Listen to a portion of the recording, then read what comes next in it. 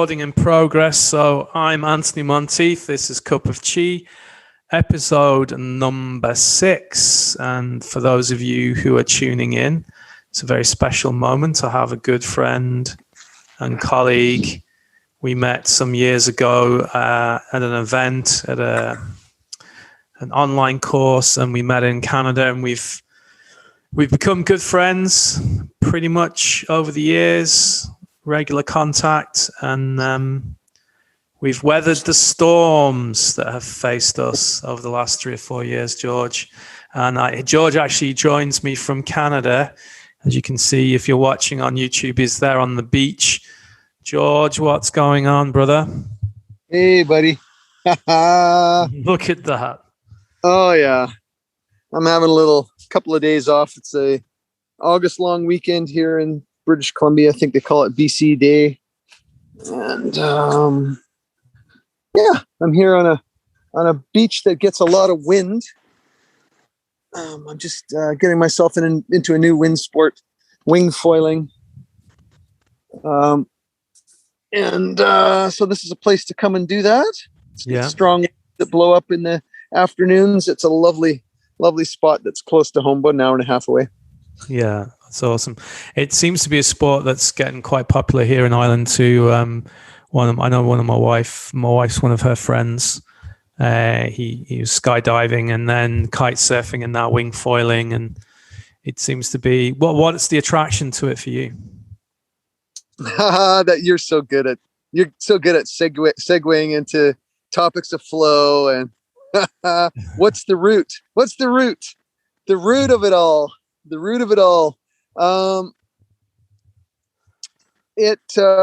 It's one of those flow sports. It's one of those flow trigger sports that triggers the production and flow of all the cocktail of norepinephrine and serotonin and all the good neurochemistry that shows up when you're in flow, like skiing and in powder. The foil has been described, and literally you're catching me on day this.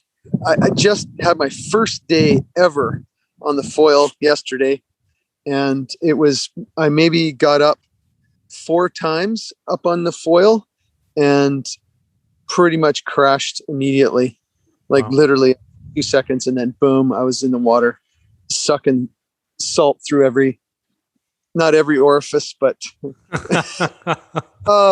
yeah, it was great. So is there elements of like, I know it was windy. Okay. What lessons are you deriving from this sport? Well, I mean, I needed I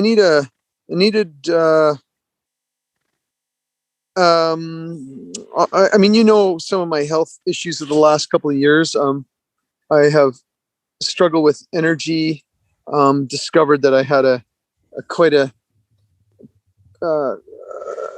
was going to say infestation, but I had mold in my crawl space where I had been working, and I had a significant exposure to it, and it tested to be quite high in my body, the toxins from the mold. And I just happened to be allergic to penicillin, which exacerbated the effects, my pathways that get rid of toxins is compromised. So part of doing this sport for me and getting fit and healthy has come from being in a place in my mid 40s. I had a minor heart attack, and so trying to figure out and unpack how and why that happened. And so in a nutshell, I'm making a short story be long. I decided to take up something that gave me lots of challenge. I used to windsurf in my early 20s. I was quite obsessed about it, but I had a lot of fun, and I got great exercise, great deep energetic exercise. So that's the attraction for me. Yeah. So I'm trying to rekindle that same flow experience. And I love the water. For me, I kind of hit a couple of things. I see my life needing a good sleep, good diet, a good spiritual, something to feed me. I mean, you talked about, what is my cup of tea? And when I hear that, it sort of encompasses all those things: diet, sleep, exercise, and some kind of spiritual grounding practice. So I wouldn't say it's all spiritual being out there, but it certainly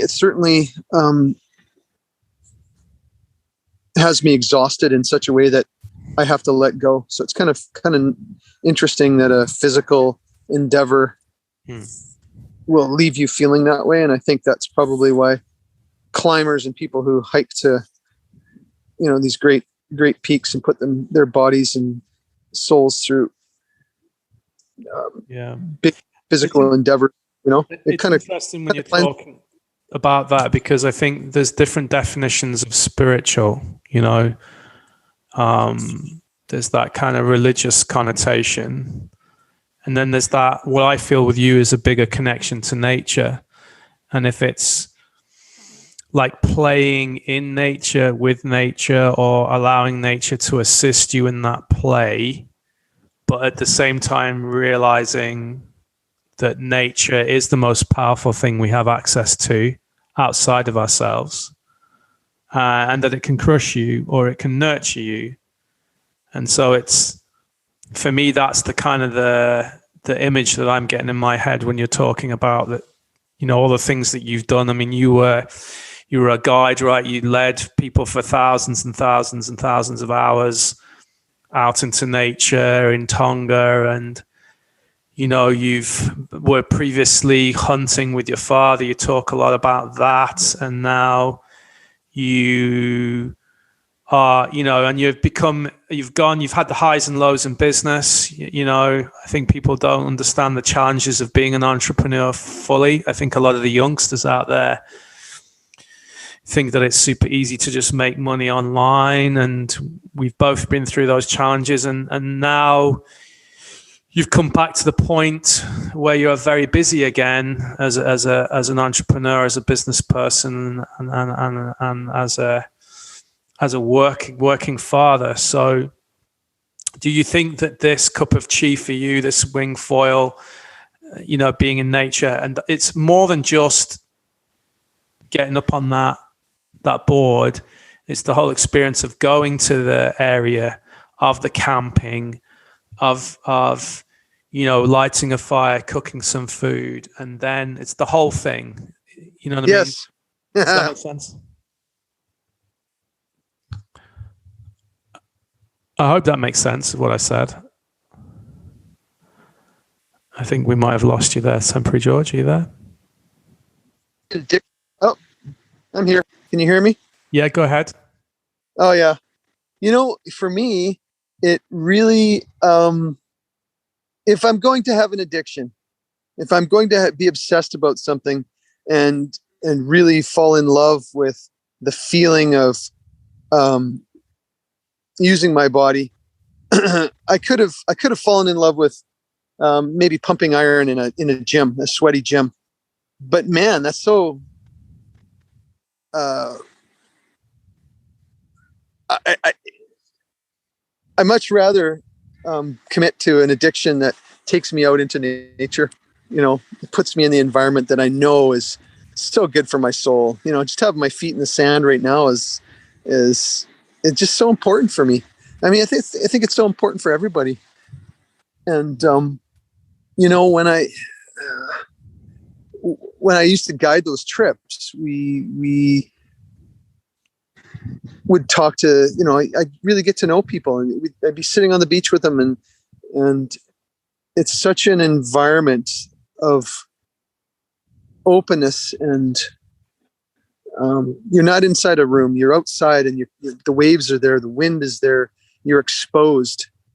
And they would say to me, because the trip would be billed as a cultural history tour, and it was all about, everything intellectual. going in, and we're going to study what the native culture is like, and we're going to study what lives on the beach and yada, yada, yada. But really, really, it was so much more than that. It was a spiritual endeavor. Yeah. And people, you could see people, at the end of a week. I mean, a week wasn't even enough. I felt that people would come, they'd arrive on the beach, and they'd be there. And by day 4 or 5, they're just starting to decompress, finally letting the air out of their tires to just relax into nature, become more aligned with what it means to be human. And the people that were on 2-week trips, man, they started to forget what day it was. The constructs of our busy lives. Like, what fucking day is it? Is it Wednesday? Is it Thursday? What day is it? And you know what? And they would be so excited to say, who cares? I don't care. I'm just out here. I don't care what time it is. I don't want, if I need to go to the washroom, well, where do I go? Which end of the beach do I go to, George, to go do my number 2 on the beach? Just basic living out in nature. So that's what this is for me. This little, you're asking me about what wing foiling is. It's kind of ironic that I've got this high tech equipment that floats me above the water. But it just gets me out here. Like, it just gets me out into the environment. And here I'm sitting here. Am I waiting for the wind to go wind foiling? No, I'm sitting here enjoying a conversation with you. And I've got this constant background energy coming off the water. Just the waves, the breeze, the waves, the smells. I was thinking back, when I've seen some of your old photographs when you were guiding, and, you take photographs of maybe orca or, you guys sort of drifting off into the horizon, and you're quite a few nautical miles away from the nearest, land.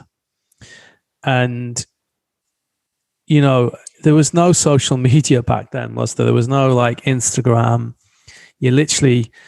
It's like recently I posted a photograph of myself and my wife, and when we were first hanging out, and none of that would have gone on social media. And that's only 16 years ago, and you think to yourself, all these amazing adventures you've had in your life without the need to post it up anywhere. There was no need to show it off. This beautiful thing of keeping the memories in your head, because that's, all we have really as we age. And then it's having occasionally those, I remember when we were in your office, you had, some really nice, beautiful, high quality photos, literally just pinned up on the wall as reminders. And there's something beautifully artistic in that, I mean, I've just found a massive pile of photographs in our storage room here, the man cave. That's probably going to be the last bloody room to be finished in our house. But anyways, there's some great photographs there, simple memories like our first dog and Scott when he was a baby, and stuff that you couldn't get on social media. So for you then, I mean, we had this discussion before we did the podcast about getting off. I mean, we've got to embrace the fact we have this nature. We can have this conversation. I mean, who'd have thought it, right? I'm in the middle or the heart of Ireland on top of a hill, and you're on an island, right, by a beach. I mean, we have to be blessed that we can do this, but at the same time, we're doing it for the purposes of communicating to people the importance of getting away from it in a way, which is the paradox. Yeah. Yes. Yeah. I just to speak to the social media thing, I know I've got to have a bit of a rest from it from time to time. And I'm going into a really super busy next few months in business, and I've got projects that I'm hiring people to help shoulder the workload. The one thing I can say about social media is that, it's a double-edged sword. I think it's such a huge range of marketing and promotion and whipping up interest, and I think there's some good stuff. I seem to gravitate to some Instagram friends who. Losing you a bit there, George. We'll just wait for you to post things like short video clips to be kind of clued into that, and you see somebody out on their foil board winging, and they're squealing because two dolphins breached just close to where they were, and you can tell that they're just it just feels so good to them, and they want to share it. And I really love that part of the social media, that, and it's helped me, like when I'm in a busy time and I'm sitting behind my desk and I take a 5-minute break and I've jumped on Instagram. I mean, I admit, I've done that. Yeah. And somebody posting some shots of a whale breaching, or bubble net, humpback whale bubble net feeding, where they go in a spiral circle as they come up from the depths, and they basically are blowing bubbles, and that circle of bubbles kind of traps the school of fish so that they can come up and go whoomp, and get their meal. In the middle of my day in my office, thank you very much, social media. Yeah. Sweet little nugget, just a little trigger. And like those photos on my wall that you're referring to, they're reminders, and I don't want to dwell in the past, but they do just trigger something at a very base level for me, and that's important. So I really like that. The other day I gave somebody who is sort of greenwashing their profile by curating all these natural photos, and I was attracted to that. But then the next thing they're trying to sell me some fucking plastic jewelry, and I had to say something. I said, like, this doesn't seem congruent. Like, are you missing the point that we're losing those great creatures due to the gross amounts of plastic that are floating around in the ocean? And you want me to buy this plastic trinket from you? Like, when is too much? Yeah. When is enough? And they didn't really respond to me. They just kind of ignored the comments. And I was actually referring to somebody else who thankfully was remarking on the same thing. Hey, this seems a little weird. Like, you're posting all these great save the planet photos, yet you turn around and, yeah, I get it.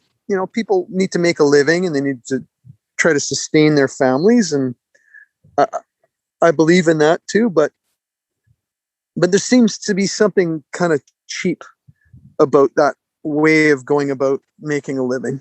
So I love social media, and I kind of fucking hate it too.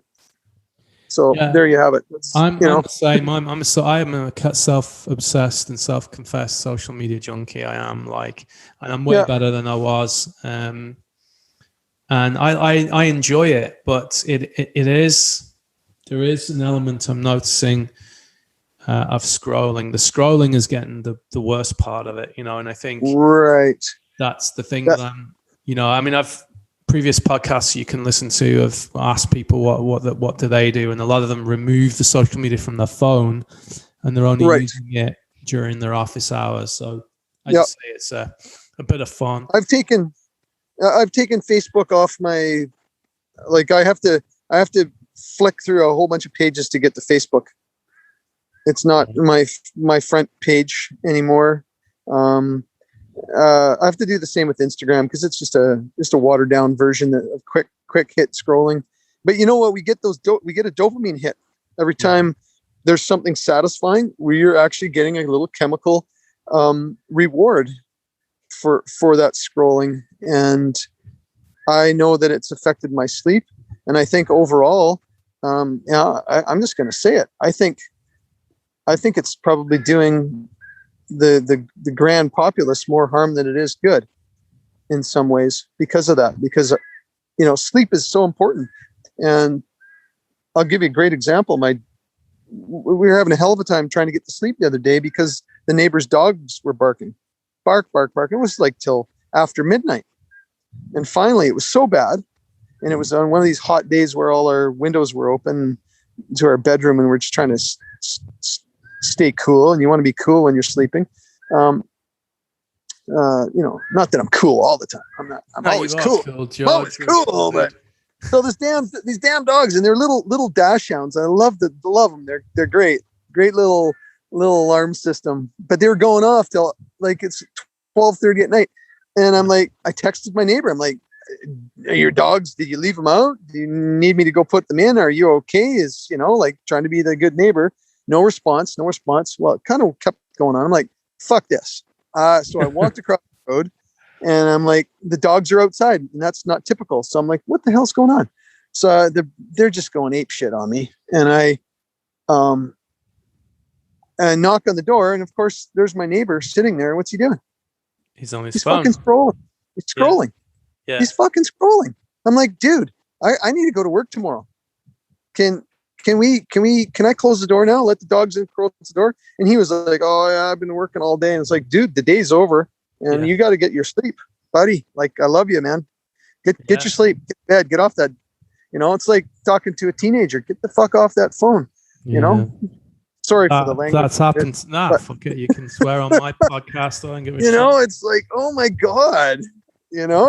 Like not only are you screwing up your own sleep, you're screwing up your neighbor's sleep. So get off the social media. There was a young Oriental girl walking past my clinic, in my previous clinic to the one I had, and she fell down a manhole. And, the manhole was all kind of cordoned off and it had the safety stuff. But she was playing this Pokemon Go, with her. And she was so engrossed in it. She was running along, and she just hit the barrier and went down the manhole. She's fine, thank God. Nothing bad happened to her. But, like, this is crazy.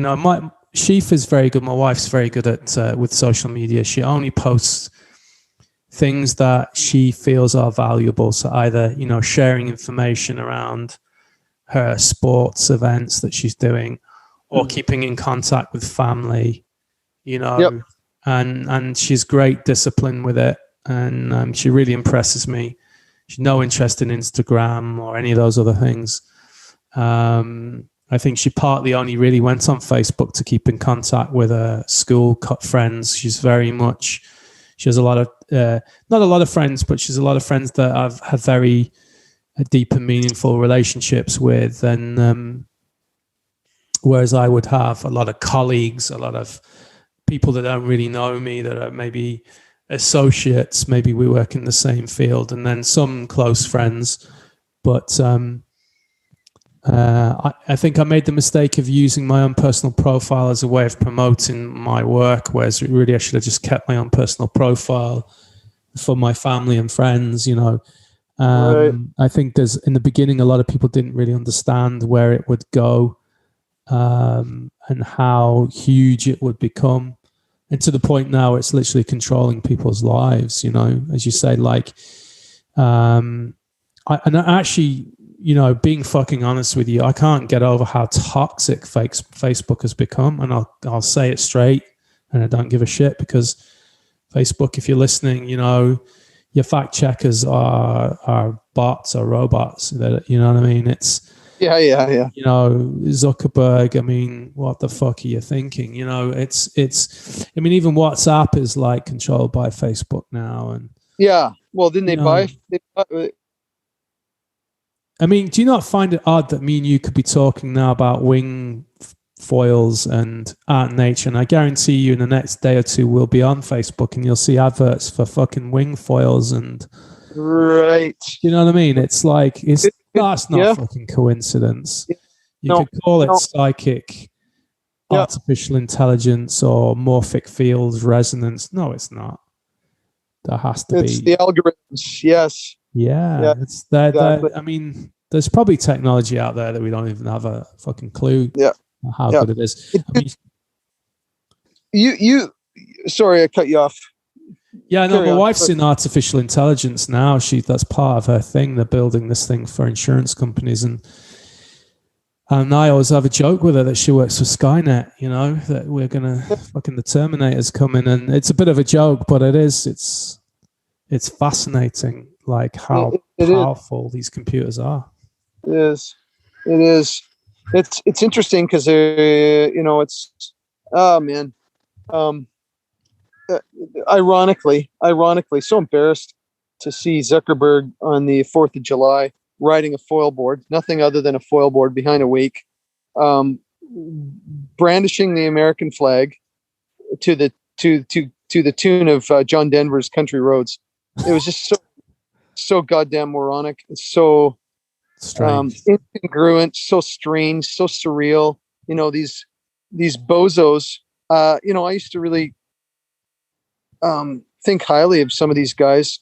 And someone said to me the other day, I can't remember who it was. They were kind of saying, "Oh well, Jeff Bezos, it was his childhood dream." Like, dude, grow up. Fuck, you're not getting another dime from me. Yeah. Amazon. I'm making a personal vote. Like, fuck Amazon. Yeah, it's convenient, but yeah, Amazon also has warehouse issues, and they landfill half the shit that doesn't get sold right away. Like, they're nasty. And Jeff Bezos, what does he do with the profits?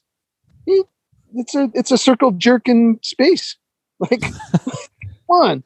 Like, we're laughing there. We were laughing with a client of mine. I said, I've never seen a dick flying a giant dick before into space. It's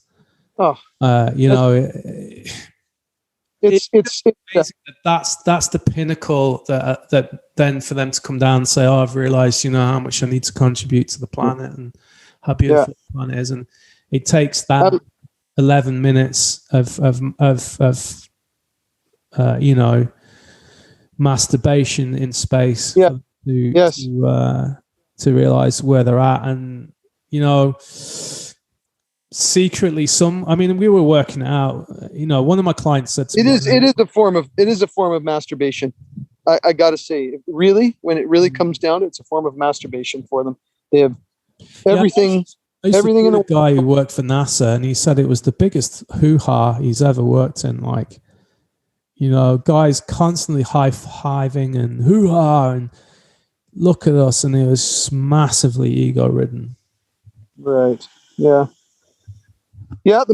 Mankind's done some incredible things, and here we are. It's just sort of getting sucked into the vortex of ego stroking. I love the way Russell Brand articulates the situation. I don't know if you've seen some of his stuff on the internet, but that's the upside of social media and the internet and being able to be online. Because I see what you've done. I see how you are. You have definitely brought some people together, some good people together. You've connected some good people. All the folks that I met through the Qigong masterclass, just, I feel a real connection with those people. And so you've brought, you're a great tribe leader. And I love that about you. And you've used social media in a very good way. I see you on there a lot, and I think, God, how can you keep up with it? Oh my God, Anthony, you're a trooper. I've always been like that. I can work really fast. When I'm working, I work really fast. I remember when we did that particular course together.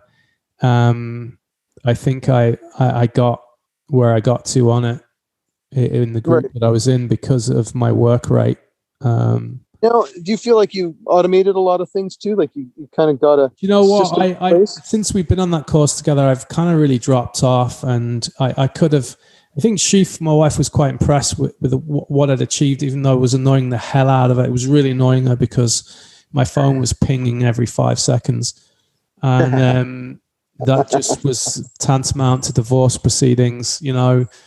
And then I had a plan. I mean, I run this busy, successful clinic, and the idea when you watch that interview with that particular gentleman, who I don't wish to give him the fucking credit of the piss on him. No, the name that needs to be unnamed. Bollocks.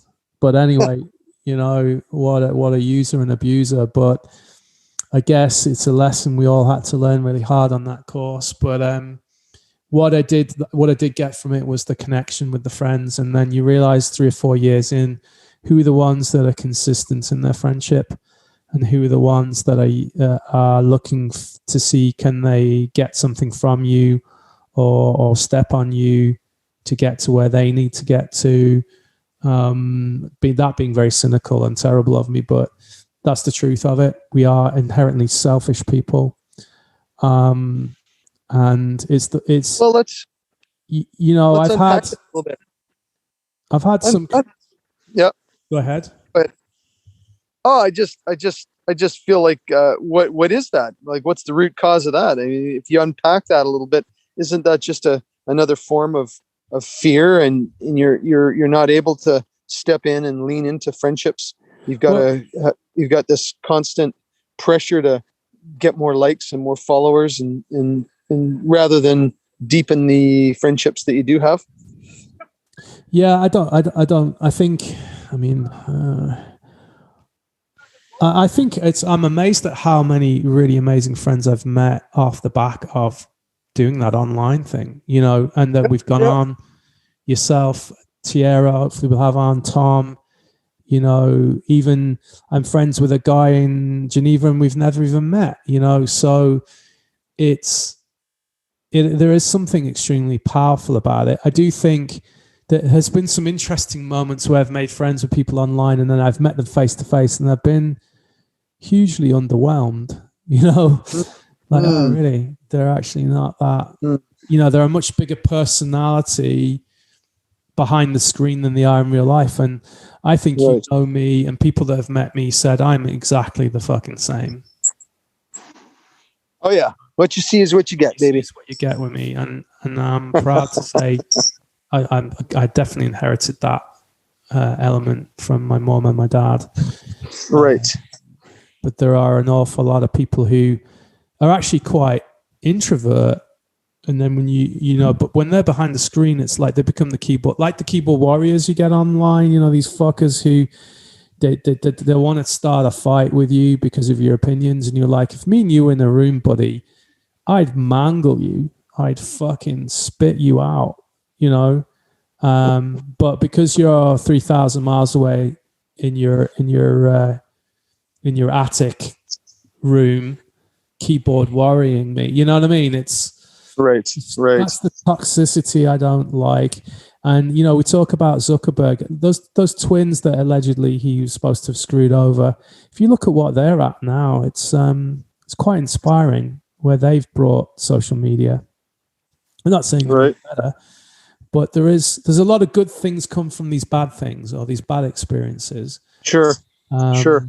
I mean, we've tried for 2-3 years in a row to get an event going, the WellCare Summit, and look at the shit that went on there. You know, the infighting and the screaming and ranting, and you know, and yet we all went on the day when we're all together and we're not online. We actually get on amazingly well together, face to face. Yeah. You know, ridiculous. Yep. Ridiculous. Yep. So I don't know what I'm trying to say. I've lost train of thought there. I got No, I hear you. It's I guess that you're speaking somewhat to the other side of what social media can be in terms of the false faces that we see on there, and the constant game show hosting. You know, like what am I doing? Well, of course I'm not posting my everyday, you know, taking the garbage out, Not that I actually do that. My wife does that, to be fair. But just that sort of stuff, like the struggles. Yeah, because I'm struggling, man. I struggle. For me, it's the pendulum swings. I see that in everything. The pendulum swings. We're going to have to come out of this pandemic with, it's history. We have the benefit of history and the benefit of being able to go on and look at this stuff online and see what happens when certain things transpire at a broad social level, sort of like what's happening with the pandemic and the finger pointing and the shaming for those that haven't taken the vaccination, or what, this experimental jab that we call it. Because I don't believe in the vaccination. I believe that it's they're trying to turn the narrative into the fact that maybe I'm doing harm to the rest, but really what it is they're panicked. They don't want people to know the truth, that they should be going, you know what, okay, if you don't want it, great, you're the control group. If everything was above board and honest, then they could say that. What are you worried about? You got the vaccination. It's already been shown and proven scientifically that if you can carry the virus and still give it to somebody if you've had the vaccination. And now they're finding out that some of the vaccinations after the fact, there's an even greater negative response to the virus. So this is not something. That's not something that's even being discussed, George. That's not something that's even put on the table at the moment. And then because it's being discussed off from regular media and it's through social media, it's seen as conspiracy theory, or they're having to post it on these. The reason why they're having to post it on these strange forums is because it gets taken down from the mainstream. Yes. And what really annoys me about social media is the lack of proper arguments. Like, as soon as I put something up, immediately I get attacked by someone who's supposedly my friend and is trying to make out that I'm a fucking idiot. Like, I'm 27 years in the healthcare industry. I trained as a pathologist. I'm a fully qualified health scientist. The writing is on the wall, folks. This is me going off on a rant. There are people that I know that have chosen to get the vaccination, not because they believe in the vaccination, but they just don't want their freedoms taken away from them. Yeah. They want to be able to travel. They want to go on holiday. They want to be able to sit in a restaurant and have a meal. And it's, stay in the matrix. I'm quite happy to eat. I know this is not steak, but I'm quite happy to eat it, 'cause I just don't want to know what bad shit is going on in the world. Yeah. It's not a conspiracy. It's not a conspiracy, like if you look at articles from 2017 that talk about Moderna needing a Hail Mary to satisfy its financial needs. Like it's not a conspiracy. It's just, these are the facts. Big companies need a constant flow of money, or else they go out of business. It's that fucking simple, right? And so of course there's a pressure to have everybody vaccinated and to perpetrate this narrative that. Anyways, I don't want to devolve into that topic. I mean, it's kind of sad, but I do believe that the pendulum's going to swing, and that people think that if I'm considered an anti-vaxxer, I'm not an anti-vaxxer. I've got shitloads of vaccines in me over the years, and to be fair, I want better accountability. I don't want propaganda, and what really scares me is the level of coercion, shaming, and outright censorship. Censorship of so-called high-level scientists, people in the medical field who've gone, hey, this is rubbing my conscience the wrong way. Can't live with this. This is wrong. I know there's something very wrong about how this has been rolled out. But we're in a situation of mob rule, and the mob is telling the media what to do, because the media is afraid that if they don't listen to the mob, they're out of business. Because guess what? You can't buy a camera, put it on. You can't buy time on the TV without having money flowing. So of course they're going to do that. Same with the government. What do they need? They need to get voted back in. So they're going to swing with the tide of the mob. And that might sound completely one-sided, but like that's the reality of it. Really. Yeah, I think for me, it's the fact that they didn't lay down the choice. You have a choice. This is the choice. You have a choice to be vaccinated. Yes. Or not. And there's the choice. And they did initially.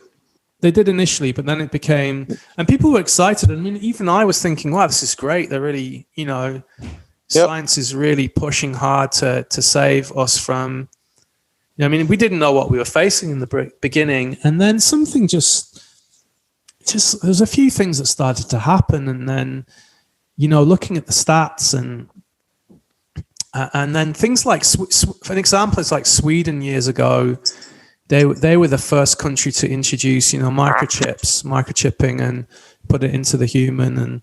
And then this whole thing kicked off, and they've been one of the nations that have. Hello? Did I lose you? Oh, are you there? So just talking about. Yeah, I'm here now. I can hear you.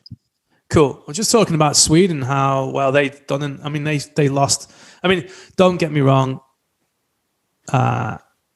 Terrible people die from this thing, and God help us if it is human created or at least human modified. Yeah. I had one student argue with me, I'm getting the vaccination because I believe this is a human made virus. Therefore, I want the human made antidote. And I said, well, I can agree why you would come to that conclusion. I mean, even the Spanish flu, as terrible as it was, and it killed way more people. No justification for this, of course, but it was different times and different health crisis and different modes of transportation of the virus and stuff. But I think there needs to be. There's a lack of transparency and there's a lack of clarity. And, absolutely. When you stand there and say, look, I'm a medical expert, this is the way, you shouldn't be questioning it because it's totally proven and it's totally safe. And I would say, question everything. Don't just take it on face value, And being a therapist, okay, I'm not. It just annoys me that, you're not a medical doctor, so what do you know? Well, I've treated thousands of people. I've seen the effects of other vaccinations, not just this particular chosen method, which is, as you say, it's not that new a technology. I mean, Moderna were trying to get themselves patented with it 5 or 6 years ago, and it's probably been around 5 or 6 years before that. Yeah. It's not a new technology. It's the reason it's just like, perhaps we can use mRNA now because we have this new jacked up, juiced up thing. Let's use this one. It's a good excuse to roll it out and give it a shot. They've been working on it for many, many years. Yeah. And the fact that it in this particular business article, how it reads is, nasty side effects. This is pre-pandemic. They're just talking about mRNA research and technology and where it was at. And, I have a hard time believing that it's been perfected. And if it's very critical, everyone should be assessed individually. Like, is a 200-pound man going to react the same as a 100-pound female to the same shot? Yeah. That doesn't seem, and at what age they are. I mean, all these things have different effects at different ages. I mean, it's so complex. They're throwing a very broad, it's like just throwing shit against the wall and hoping some of it sticks, It's the same in most medicines. I worked for pharmaceuticals when I was a young man, and it was the same issue. Hello, sunshine. Yes, no problem. My son wants to do his thing, but it's like, you know, you can die from taking an anti-inflammatory.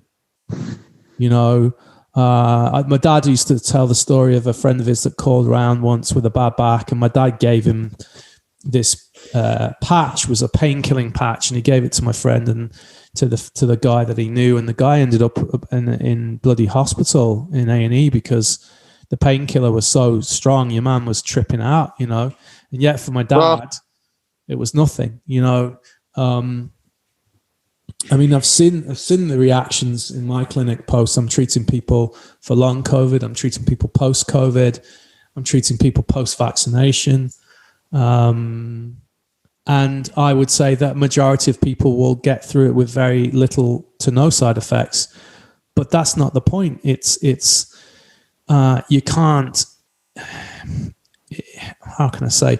If we're to believe what we're being told, we're in a situation where we've been monitoring the cases, monitoring the deaths.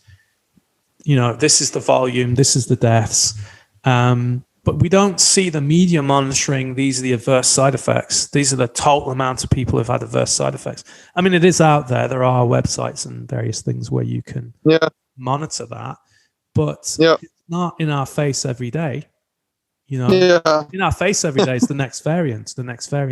Yeah. And I can tell you now, I've worked in an environment in China where they were still scared of SARS-1, right? Right. I had Beijing flu in 1993, 94, and that kicked the living shit out of me. And I was a young, fit guy. You know, my vocal cords closed over. I couldn't swallow, difficulty breathing, and I had a huge fever. To me, it sounds exactly pretty much the same as what a lot of people are going through right now. And you know, I don't want to decry it because there are people that know me that have lost people. I'm sure there's people you know that have lost people and all that. But so it's a real thing. And if it is man-made or juiced up, then God help the human race that we have to create something like that, unleash it on the public, whether it be accidents or on purpose, and then spend the next 2 to 3 years. You know, there's going to be billions of people with this vaccine rolling around in them with no idea. No idea. You know, and in 10 years' time, we find out, suddenly, 2 billion people are infertile. Oh, interesting. That's an interesting side effect that wasn't on the initial list. No, the cancers, whatever. Yeah. I mean, I find it very ironic and very hypocritical that the same kind of attention and energy isn't going into dealing with metabolic syndrome and heart disease. This takes almost a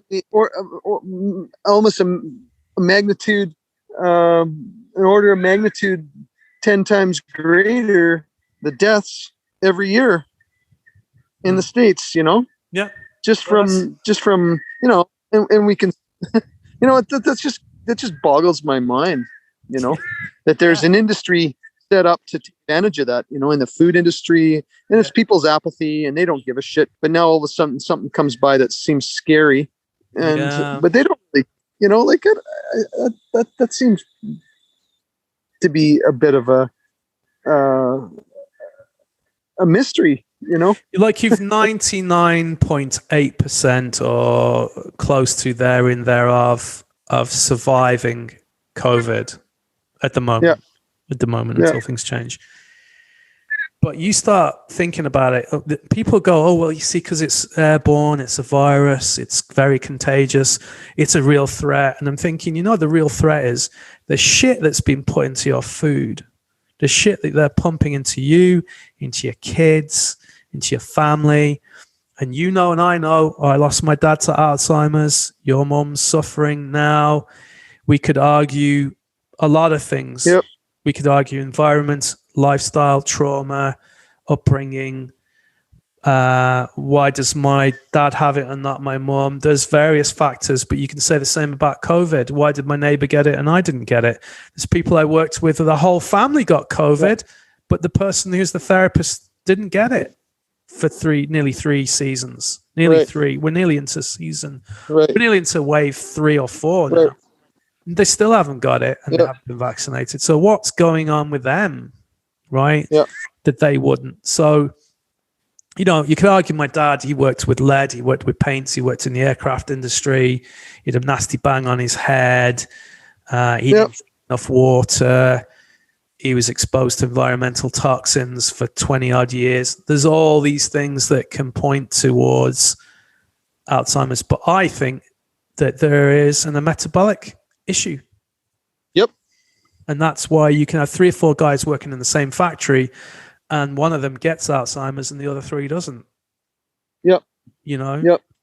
You know, we don't need to get into that topic to a huge degree today, but you know, at the end of the day, why don't we just, I'd love to put it to the leadership of the country to say, hey, why don't you just take and give us 1 week of just free debate. Let's listen to all the scientists and people that you now have disclaimed and are trying to censor and who have lost their jobs, have been fired for saying something. Just let them have their say. That's all I want. Let them have their say. Let's get the truth out. Let's debate this. Let's see what the root causes are of this. But I think too much smoke and mirrors, and so, you know, there's an agenda afoot. You know, I'm not a conspiracy theorist. You know, fuck that. What's that? That's just, I don't want to see the bullshit, you know? Well, and I want to be able. It's like that poster where they said, like, 2019, you know, you're going to get, or 2020, that you're going to get a COVID passport. And everyone's like, conspiracy theorists, that'll never happen.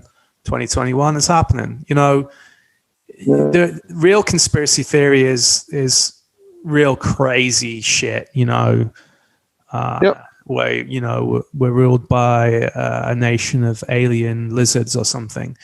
You could argue that's the real conspiracy stuff. Stuff of sci-fi or fantasy. So the David Icke stuff. That kind of genre, Alex Jones stuff. I mean, that's just at another level. And, you know, you can choose your reality. You know, if that's what you choose, that's your reality and you're comfortable with it and it makes you feel safe. But the truth is, a lot of conspiracies rooted in fear, right? It's another version of fear. It's just the other end of the spectrum. And, you know, it's really interesting. What I've noted in Ireland is the really wealthy, well-educated, well-to-do have completely bent over and accepted everything and can say, lock me down, stick the jab in me, I'll do this, I'll do that, I'll conform, I'll stay at home. And these are like really well-educated people that were often lecturers in university. They were the people that were guiding and leading the youngsters of the world. And yet the people that I meet who are the roofers, the builders, the welders are shaking their head going, these are the people that use common sense logic on a day-to-day basis to get shit done, are going, this does not make fucking sense. It doesn't make, like, logically, problem solving doesn't make sense. So I can go in, I'm ordering my food, I can sit down and have something to eat if I have my vaccine passport, but the 17, 18-year-old girl who's serving me hasn't been vaccinated. But it's okay for her to work in there and serve food. Oh, but she can't eat at work. She has to go outside and have a lunch. Like, so much hypocrisy. Like, I guarantee you, I've stood in a coffee shop and watched people with their masks on. The mask goes off, the mask goes on, the mask goes underneath their chin. Oh, yeah. It goes back in the pocket. They go out for a piss. They come back, forget to put it on. They're wiping the nose. They're picking the nose. They're rubbing it on the table. It's like, come on. You know, you posted something the other day that kind of spoke to that too. You know, like it was several points that were like, you couldn't, you know, it's hard to believe that this is what you'd be seeing in 2021. with all this virtue signaling, and people are more concerned with looking like they're fitting in than they are with the truth. It's more important. It's more important to be part of the group than to stand on the fringe and ask questions to try to find the real truth and the root causes of where we're at. Yeah. Anyway, look, you look like what? The weather is improving there. I can see the sun coming out. Energetically, like here we are. If you keep giving that topic energy, it kind of takes over. It's almost like I do believe in that how energy gets motion for the amount of focus we give it. And I do admire people who can keep the positive message flowing. There's a lot of people. Exactly. Positive. And that's where 90% of our conversation is and should be. And I'm going to go out. The wind's starting to come up. I'm going to go out again and start hitting it. Before we wrap up, I've got to wrap up now. And yes, likewise. Finish doing the house phone is calling. Must be something urgent. So before we go, I'd say that's my daughter or my wife. Before we go, is there anything you want to say to the people to wrap this up? I think anyone who's going to listen, there's probably not going to be a lot of people that are listening to this right now, and that's okay. For those that do, I think they're already part of your clan, and I think we all are echoing the same sentiment that we need to hold close our friends and our family, and just keep forging ahead, because what else is there? You don't want things to devolve. It's a sad state to see things like the Cultural Revolution happen, but similar things are happening today in society with respect to that. And so I think we just have to have a strong back and not succumb to being, vilified for not doing something or doing something. I think we just need to all respect one another. And I mean, that sounds great. And I'm sure that same sentiment was being spoken during the Chinese Cultural Revolution. And I hope that we don't see the same nasty things happen that happened then. And with Hitler and the way things went by creating a divisive society, the haves and the have-nots, the ones with the stars on their shoulders and the ones without. I don't want to see it. I don't want to see it come to that. So hopefully we don't give it that much energy, and greater minds and spirits will prevail. That's my message. Great. Thanks, George. Enjoy your day on the flow, out on the waves. And I have to wrap this up. So sounds good, my friend. Joining. Yeah. Good to chat. Thank you. It was a great little cup of tea with you, but my friend. All right. Cheers. Be good. Have a great day.